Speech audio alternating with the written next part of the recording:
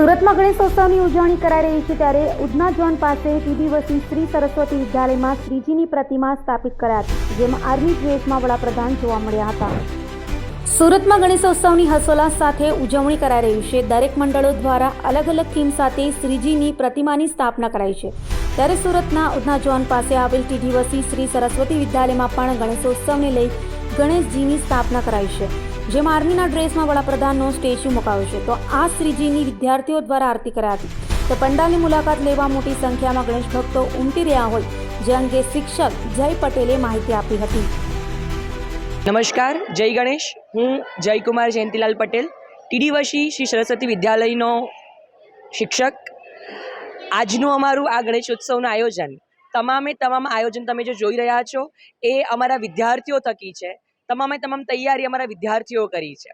થીમની પસંદગીથી લઈને ડેકોરેશન સુધી દરેક વસ્તુ અમારા વિદ્યાર્થીઓ થકી છે.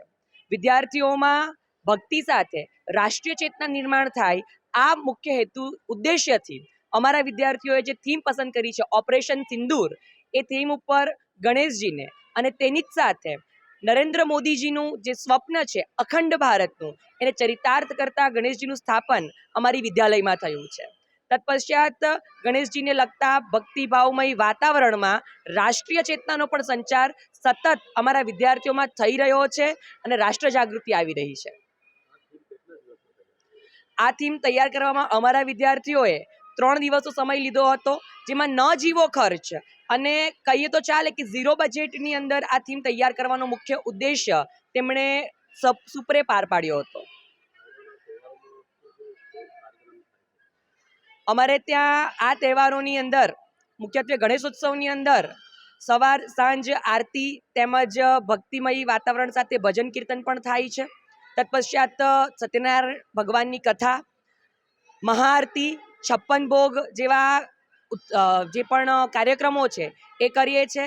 અને બાળકોમાં મુખ્ય ગણેશોત્સવ શા માટે ઉજવવામાં આવે છે તેને સંલગ્ન કાર્યક્રમો કરવામાં આવે છે. ચંદ્રપ્રકાશ પુખરાજ સિંઘવી અહીંયા ટ્રસ્ટમાં અધ્યક્ષની જવાબદારી છે.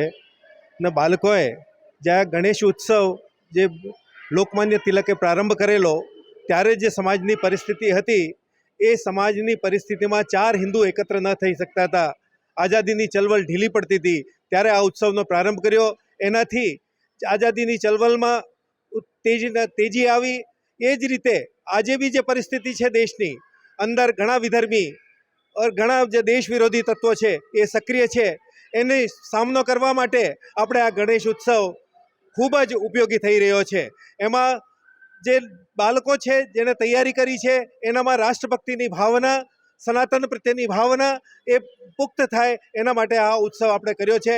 એનાથી એ આગળ જઈને આ દેશને અખંડ રાખવાની કોશિશ કરશે અને વિધર્મીઓનો અને દેશ વિરોધીઓનો આ નિશ્ચિત રૂપથી સામનો કરી શકશે આવનારી પ્રજા. આ ઉદ્દેશ્ય છે ગણેશ ઉત્સવ. ખૂબ જ આનંદ થયો છે. બાળકોને, આચાર્યોને બધાને ધન્યવાદ છે કે આટલી ઓછા સમયમાં આટલી સુંદર તૈયારી કરી છે અને થીમ બી એવી જ લીધી છે રાષ્ટ્રભક્તિની. ખૂબ ખૂબ ધન્યવાદ. મારું નામ જરીવાલા પ્રીત વિજયભાઈ છે. હું ટીડી શ્રી સરસ્વતી સ્કૂલમાં 11 કોમર્સમાં અભ્યાસ કરું છું. અમારા ગણેશ ઉત્સવમાં અમે ઓપરેશન સિંદૂરની થીમ રાખી છે, જેનું પાછળનું મુખ્ય કારણ આપણા દેશમાં ચાલી રહેલું વાતાવરણ, યુદ્ધનું વાતાવરણ અને ભારત અને પાકિસ્તાન વચ્ચેના બનાવો છે. થોડાક અમે અમારા ગ્રુપમાં કુલ 12 સભ્યો છે, જેઓ વિચાર કર્યો હતો કે આપણે આપણા વિદ્યાલયમાં કઈ થીમ પર ગણપતિજીને લાવવા જોઈએ. તેના માટે અમે ઓપરેશન સિંદૂર નક્કી કર્યું હતું. આ ટીમ પર અમને કામ કરવા માટે 3 દિવસ લાગ્યા હતા, જેમાં અમારા દરેક સભ્યોએ પોતાની મહેનતથી અને ગણપતિ બાપ્પાના શ્રદ્ધાથી આ મંડપને તૈયાર કર્યું છે, આ ટીમને તૈયાર કરી છે. આ ટીમ બનાવીને અમને ખૂબ આનંદ અનુભવાય છે, કારણ કે અમારી મહેનત છે.